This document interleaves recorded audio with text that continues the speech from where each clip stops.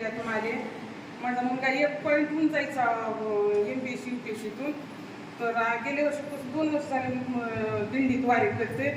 तर माझ्या मुलाला 220 वर क्लोज झालं तर 230 वर पास झाला. क्लास 1 अधिकारी झाला.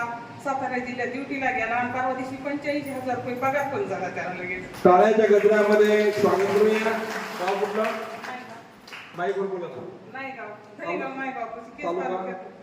तेच.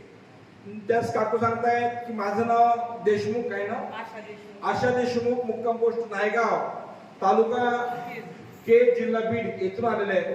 ते सांगतायत की मी इथं श्रद्धेनं MPSC मध्ये मुलगा पास व्हावा यासाठी आशीर्वाद घेतला आणि वाऱ्या करत गेले.